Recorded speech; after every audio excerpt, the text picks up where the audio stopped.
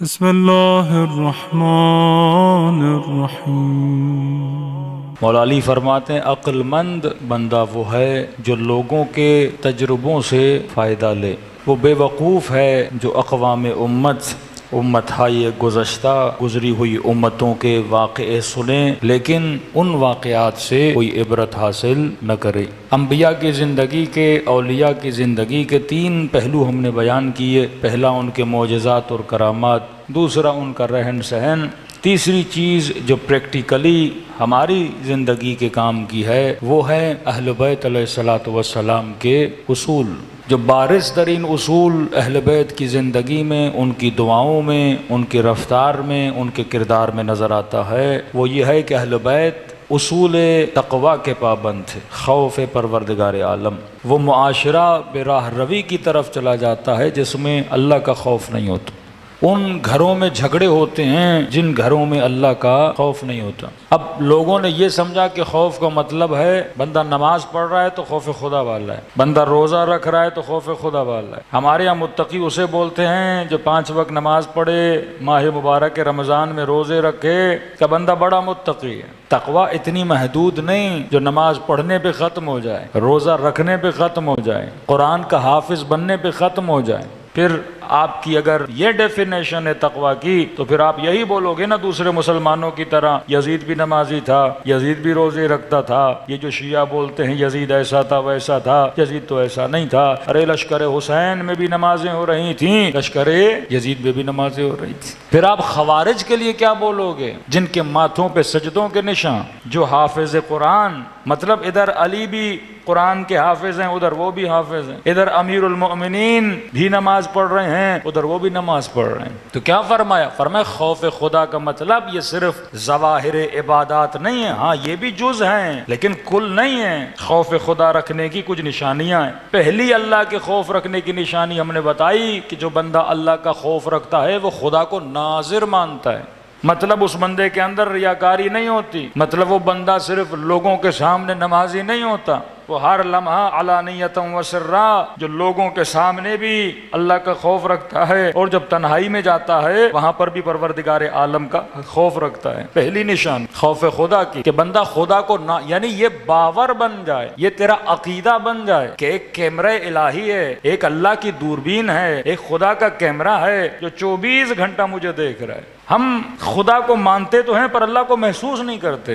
ہم خدا کو مانتے تو ہیں پر خدا کے حضور کو نہیں مانتے، یہ سب سے بڑا مسئلہ ہے۔ امام زمانہ کو مان رہے ہیں پر حضور کو نہیں مان رہے ہیں، حضور امام فزیکل اس کے وجود کو کہ میں محسوس کروں میرے سامنے، کہ ہم اسے فرماتے ہیں الہی اخشا کما ترا، پروردگارہ حسین تیری عبادت ایسے کرتا ہے جیسے حسین تجھے دیکھ رہا ہے۔ دعا عرفہ کا جملہ ہے نا، ایسے حسین کے وجود میں خشوع پروردگار عالم ہے۔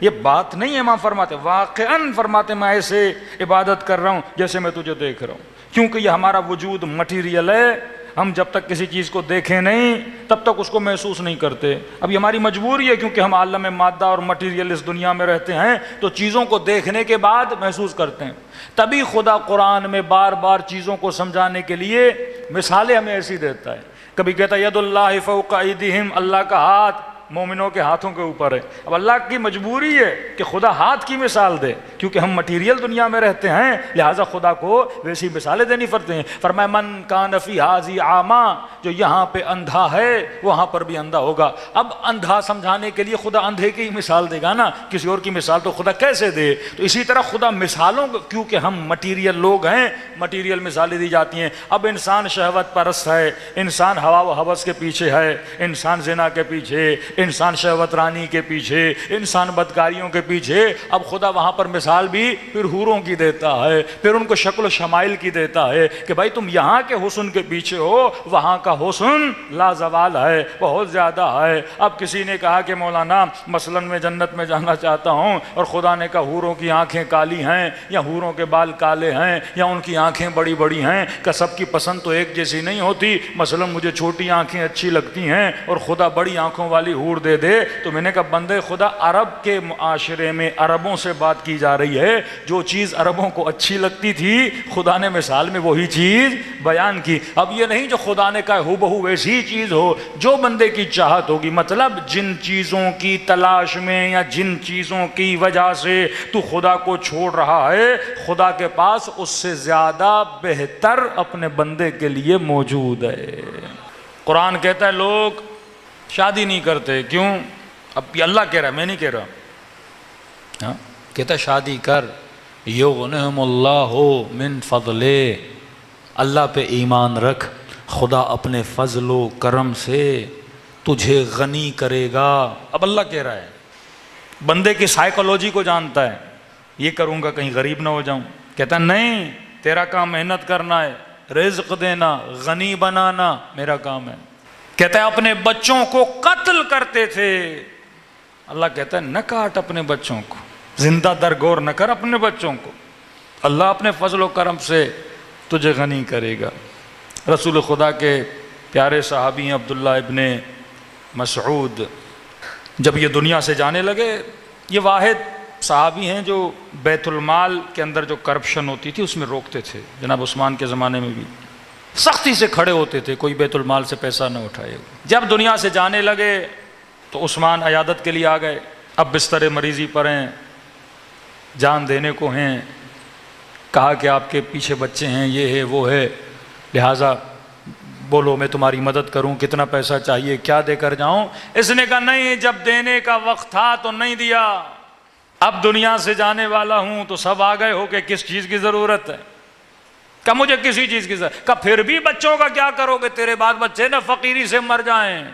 کہ مجھے نبی کے فرمان پر ایمان ہے. میرے رسول نے کہا تھا کہ اپنے بچوں کو سورہ واقعہ یاد کراؤ, اور جو ہر روز سورہ واقعہ پڑھتا ہے اس کے گھر میں کبھی فقیری نہیں آتی. کہ تم کتنے دن مجھے پیسے دو گے؟ میں نے تو نبی کا فرمان بچوں کو یاد کروا دیا ہے اور بتا دیا ہے کہ اگر میرے بعد فقیر ہونا نہیں چاہتے تو سورہ واقعہ کا ساتھ نہ چھوڑنا. یہ ہے ثم استقاموا, جن کے وجود میں کیا تھی؟ استقامت تھی. استقامت کس پر؟ پروردگار عالم پر. امام جعفر صادق علیہ الصلوۃ والسلام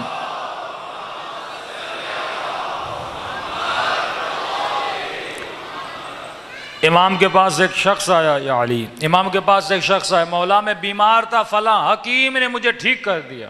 امام نے کہا خبردار, یہ شرک ہے, کبھی نہ کہا کرو مجھے حکیم نے ٹھیک کیا, مجھے ڈاکٹر نے ٹھیک کیا. کہ مولا پھر کیا کہا کروں؟ کہ اگر خدا اس حکیم کو وسیلہ نہ بناتا تو میں ٹھیک نہ ہوتا. استقامت کا مطلب یہ بھی ہے کہ بندے کی توحید مضبوط ہونی چاہیے. یا وجیہن عند اللہ اشفع لنا عند اللہ, یہ عند شرک نہیں, عند اللہ. اے وہ شخصیتیں جو اللہ کی دربار میں صاحب عزت اور صاحب وقار ہیں. اے خدا جب اس بندے کو دیکھو تو میرے گنہگار چہرے کو نہ دیکھنا, حسین کے چہرے کو دیکھنا, اپنے رسول کے صدقے میں. اگر یہ وسیلہ نہ ہوتے تو مجھے شفا نہ ملتی, اگر حسین وسیلہ نہ ہوتا تو مجھے اولاد نہ ملتی, اگر اہل بیت کا نام نہ ہوتا. یہ وسیلہ خدا نے ہدایت کے لیے اس وقت وسیلہ کسے بنایا ہے؟